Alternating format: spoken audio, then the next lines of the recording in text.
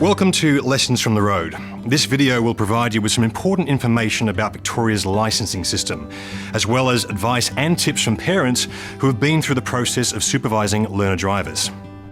The hardest thing is stopping yourself from getting worked up.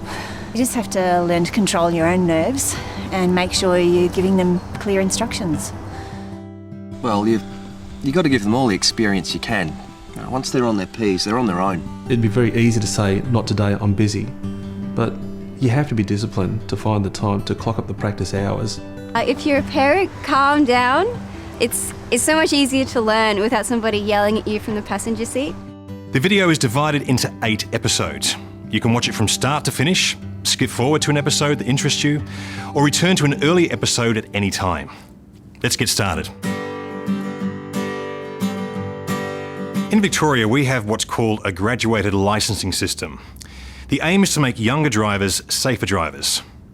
Think of it as an apprenticeship system where young drivers must gain at least 120 hours of low-risk driving experience under different conditions before graduating to a probationary licence. This approach works. What is important for safety is the total amount and variety of on-road experience. As parents, you play a critical role in helping your child become a safer driver by supervising their practice. Supervising them isn't always easy, but once they've got their licence and they're driving around without you, well, you'd be glad you made the extra effort. Once your child has passed their learner permit, the idea is to help them to learn to drive gradually, one stage at a time through the 4 stages of learning to drive. Reading the Guide for Supervising Drivers that comes with your learner logbook is a great start.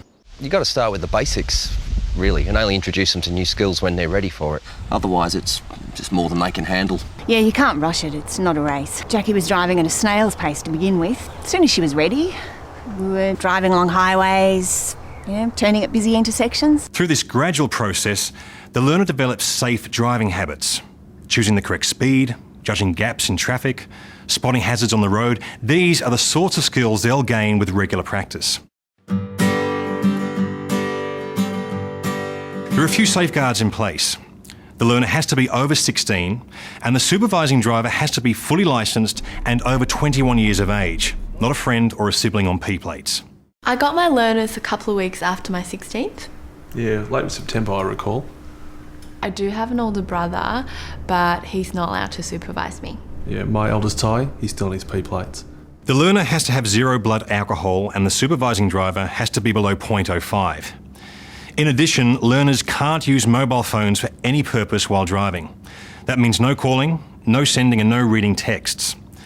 The learner and supervisor should turn their phones to silent while driving or leave them at home. The one thing she had trouble giving up was her phone. I just made her leave it at home so it wouldn't distract her. Learning to drive takes longer than most people think. To get their probationary licence when they turn 18 and before they turn 21, learners need to have their permit for at least 12 months. And they need to clock up at least 120 hours of driving experience in a broad range of conditions, including 10 hours at night. I got my learners when I was 16. I have to wait until I'm 18 to take the test. That's a whole 2 months away. And we'll see if you're ready. I think that's sensible. I don't think it hurts to actually have more than 120 hours if you can. Before they can take an on-road test, learners have to record their minimum 120 hours in their official Vic Roads learner logbook. The logbook must be completed properly, following the instructions in the front. If the logbook is found to be incorrect, then the booking fee and test fees are lost.